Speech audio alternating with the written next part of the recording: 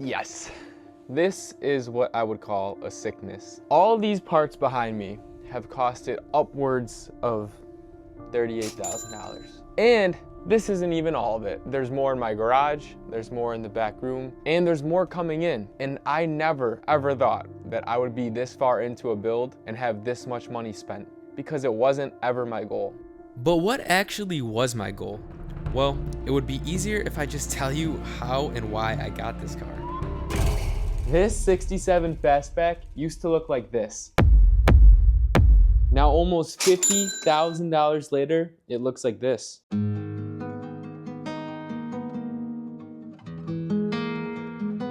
Now the Fastback is my dream car. And I never really thought I could get that. You see, this car right here, it started as a Mustang Coupe because the Coupe was the car I could actually afford. I only paid $5,900 for the Coupe. Now mind you, that was a running and almost driving condition.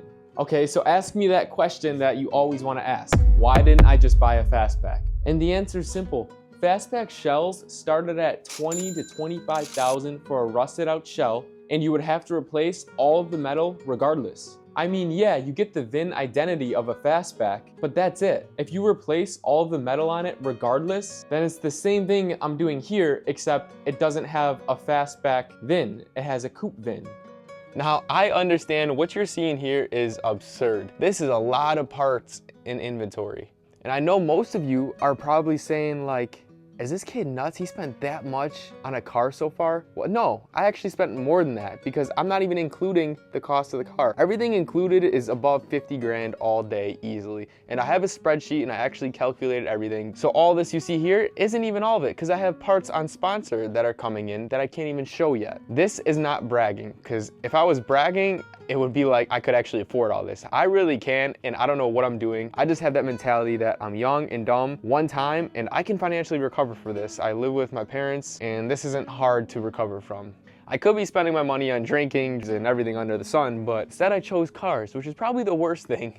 Now, I already know a lot of you are saying, you could have built this car for 20K, 10K, whatever, and did it way cheaper. I know. I didn't come into this saying, hey, let me build a Mustang Fastback as cheap as possible. I came into this buying a coupe and planned on restoring the coupe, spending maybe a couple grand. I didn't really care about the money. I just wanted to drive a classic car. But you guys kind of know the timeline of events. One thing led to another, and we ended here. I mean, just look at this. This is insane. We got a whole shelf here filled with parts, and we got stuff all in this back room, stuff all in the garage. Now, the funny thing is, a lot of these are dual parts, or things I have two of, or things I'll never use again. For example, I bought widened wheelhouses, but I'm never gonna use those because I just ended up using regular ones because I didn't want to modify the frame rail in the back because I didn't plan on putting huge tires. So these had to be shipped freight. They were expensive. Made a mistake buying those, don't need them, but maybe I will in the future. Who knows? I also have the coupe fenders, which were so much money to get shipped here because they were also freight, and those are in my back room. Never gonna use them unless I have a coupe one day, which I like the coupe, so I might. Now, one of my favorite things on classic cars is the dashboard. Specifically, I think Mustangs had the best dashboards, and I have 3 different dash systems that I could put in. We got the Dakota Digital right here. This was what I wanted from the start. I think they're the coolest gauge clusters in the world. They got an LCD screen. It comes with all the wiring and everything, and I spent, I think, upwards of $1,600 just on these gauges alone. I rebuilt my original gauge cluster and I put white faces on them because I thought they looked so much cooler. I bought a new front plate. I sandblasted it all because it was so rusty. I put clear paint on it. And then I wired it with the American Auto wire harness, which I also bought right there. But the funny thing is, even though I did all this wiring, even though I put a switch in it, a new wiper switch, spent all the time working on that, I'll probably never use it because I also got this Autometer Envision direct fit digital dash. Now, Autometer is one of the sponsors, and I am so excited to put this in the car because it is completely customizable and it is an insane dashboard. You guys already know. I don't have to say much, but this is coming very soon in the video, and I'm excited for it. So I don't really think I'll ever use just normal gauges like this. Already, just talking gauge clusters, We got Dakota Digital, I think it was 1600. I don't remember all these numbers. I bought stuff so long ago. I mean, the Envision is sponsored, but it's very, very expensive like the Dakota Digital. And then I had to buy a couple new gauges for the originals because they were broke, and a new dashboard and new wiper switch. And I mean, that's a couple $100 right there. Now, just talking about wiring on the car, I went American Auto Wire. I know there's Painless too, but everyone said good things about American Auto Wire, and their directions are amazing, and it made it look super easy to install. Like when I wired this original gauge cluster, it literally took me 3 hours. Believe it or not, it was fun to do. And I ripped out all the wires when I did my coupe because I knew all that stuff was going. Like I did not want to use old wires when I was doing my car. Like half of it wasn't working, and I just wanted to do it from scratch to know it was done right. So we got an American Auto Wire. I'm sure you guys already know, I have an automatic C4 ready to go in this car that was rebuilt. I want to do a manual too, but I think I'm going to start with the automatic just to feel it out and one day get a manual, because I already bought all the stuff for an automatic, so I might as well test it out and see how it is and save 5 grand while I can. Like it's little stuff like this. This is the wiper switch from the steering wheel that was broke, so I had to buy a new wiper switch, and this was $100 something alone, but I had to get it. There was no way of fixing that even with plastic welding. Along with that, for the transmission for the C4, there was some wires, I forget what it was, there was something with reverse that had to be replaced. I had to get that. That was another $100 something. And I'm not going to keep saying prices because I don't remember all the prices and it's irrelevant at this point. You guys already know how much it was for everything here. But let's just quickly go through some of the parts. So we got a new carpet, but guess what? This is for the coupe, and the Fastback requires a different carpet. So I don't even know if I can use this right here. And this was like $300. We got all new shocks for the front and back right here, and these are just, you know, generic replacements. There's nothing performance about these really, but I got them all. But guess what? I got a pretty cool sponsor that is giving us all new shocks, high-end, actually not shocks, coilovers, and I'm excited to put those in. But the ones they're giving me are a couple grand, so I'll never use these unless I one day rebuild a coupe. Now talking a little more about drivetrain, right over here is the holy grail. So I got a Quick Performance 9-inch case, and then right here is also a Quick Performance 3.7 gear ratio, fully built for these axles right here, which are heavy as hell because they have 35 splines. These are beefy because I didn't know what I'm going to do in the future with this car, if I'm going to put something crazy in it, and I just wanted to be prepared and spend the extra money on that. So I got that whole differential set up ready to go. Now originally the plan was just to go get an 8.8 out of a Ford Explorer, like a 2000 Ford Explorer, and you know, clean it up and rebuild it. But I just wanted something that's gonna last forever, because at this point in the build I've spent so much money, and I was just like, I want to make it amazing. Which is bad thought because you just get into this rabbit hole of doing so much stupid things. But that Quick Performance kit ran me about $5,000, but it came with absolutely everything I need. Right here, we got lead brakes, which are really Willwoods that partnered with lead brakes. 4 piston calipers right here for the backs. And obviously, we got the disc conversion going on. And we got these beefy boys right here, slotted, drilled. Now, I got a different color for the front because this was originally from lead brakes, and then they're Willwood calipers, but that was before I bought this. I didn't plan on buying this, so this was just for the front conversion right here, drilled and slotted, basically the same thing, just different colors, which is whatever. I really think that's kind of cool. I know most of you get annoyed. My starter on my Mustang, that when I got it, was all worn out, and I wanted to get a new starter, so I got this PA Performance starter. I heard really good things about it, and I'm excited to put this in. It's so small and light compared to the other one. It's insane. My engine builder, Chris, recommended this Carter fuel pump. He said they're nothing but straight reliable, so I got that. This is the brake booster, came with the lead brake conversion kit, $2,000 for that whole kit. Now there's just miscellaneous stuff here too, so I got a whole Flowmaster exhaust right here. I heard a couple different ones at car shows, and I just like this one, and it was super easy to put in. I mean, part of it is right here, so we got that whole exhaust. Now for steering, I got this Unisteer power steering kit, which I'm scared to put in because some people said it leaked, but I'm putting this in my car, which I'm super excited for. And then we got the pump for that right here. Now I also got a chrome 1-wire alternator. I got Scott Drake stainless steel long tube headers. I actually got 2 pairs of those because they came indented, and they sent me another pair and never wanted the old ones back. Now this is my dashboard, which I'm gonna weld in soon in one of the next videos. It just has to be welded at the same time as the cowl, so that's going in. I got new pieces for that. For the Fastback conversion, I need a new driver's side and passenger windows, roll down windows, because the slope of the roof is different different, so I had to get those. Those were like $600. Now, you guys will be proud of me for what this is. Right here is how you control the heat, and I actually rebuilt this. I painted it, sandblasted it, and I painted it red because I thought it was cool how it comes out red right there. And then I got a new switch because mine was completely rusted out. So this is ready to go in. I rebuilt this, and I saved some money here because this was expensive online, and I thought it'd be a cool piece to rebuild. And that's the same for like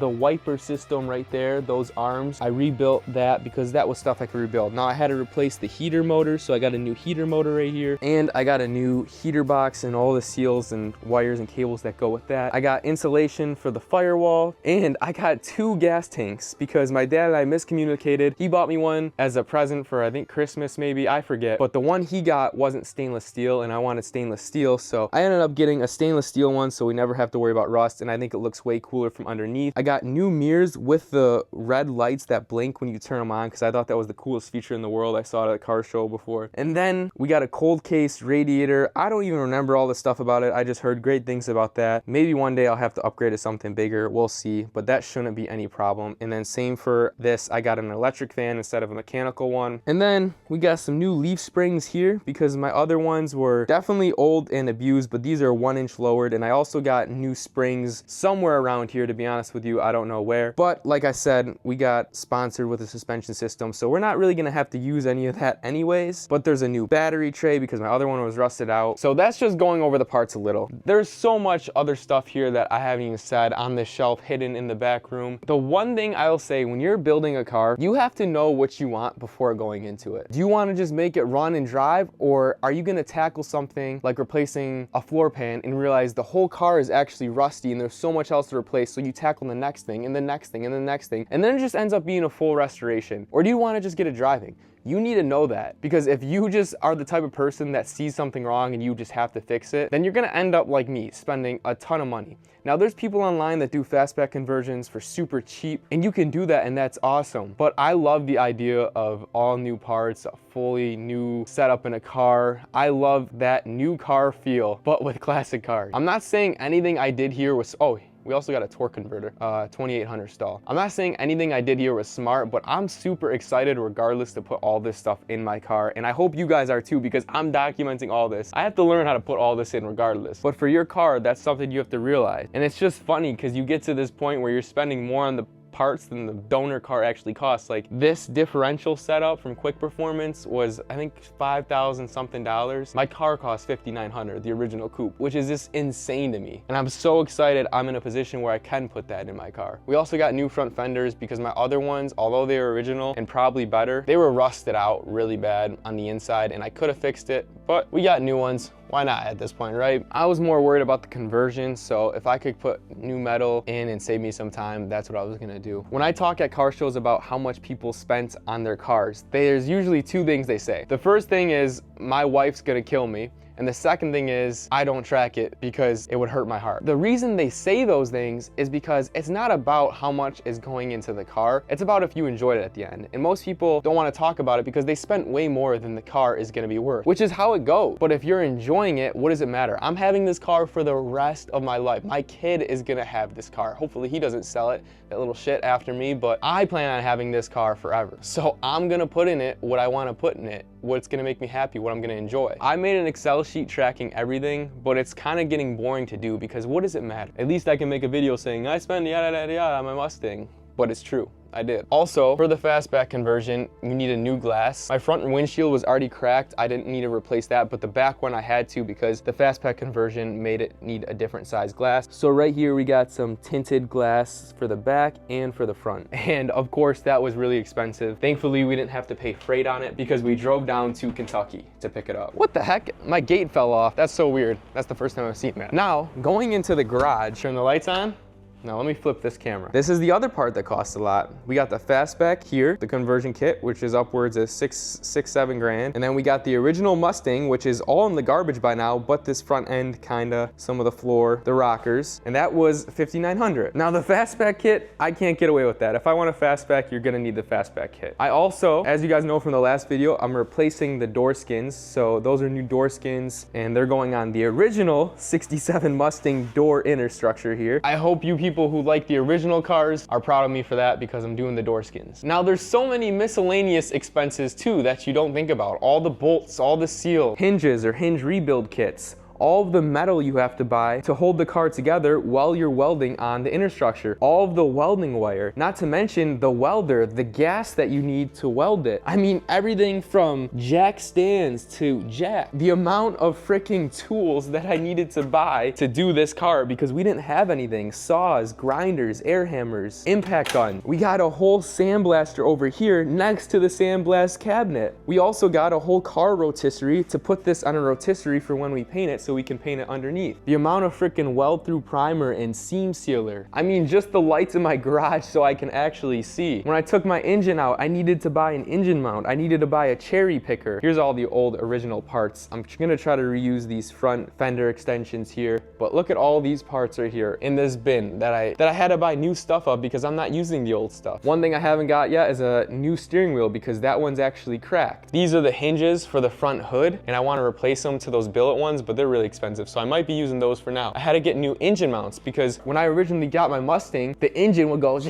when you floored it because the mounts were completely broke. I had to get an air compressor because my other one was underpowered for sandblasting and just rusted out, so we got a new air compressor. And things that don't cost money, like my dad being sometimes mad because I take his whole garage that he could be using for landscaping stuff or parking his car in. The amount of hours you have to put into a car, don't even get me started. It's not even worth tracking unless you're charging someone because it's endless amount of hours that I come out here spend working on problems. On top of that, all the video editing for the videos, there's a lot of stuff invested into this project, and the money is honestly the least of it. The time that it takes is definitely the biggest part of it. And guys, I wouldn't trade it for the entire world because I've learned so much working on this car. I learned by messing up over and over. I make mistakes constantly. I walk around this car all the time. I'm like, what am I gonna do here? What am I gonna do here? I wish I did this differently. When I started, I did the floor pans and I welded them in. I didn't even know how to weld. I wish I could redo it because I could make the weld so much better. I wish I could redo it and replace the whole firewall. There's so much I wish I could do differently, but it is what it is. You guys already know I'm struggling with this drip rail. Haven't touched this yet in a while, but I gotta fix this. It's just crazy that this is my car and one day it's gonna be driving. Besides all the problems I ran into, one day it will be driving on the road with all its imperfections, looking like a beast, and we'll be enjoying it. And that's all that matters in the end. And for my next car, I'm gonna apply every single thing I've learned building this on my next car, which you know it is gonna make it 10 times better, but there'll still be things I learn on that one because in life,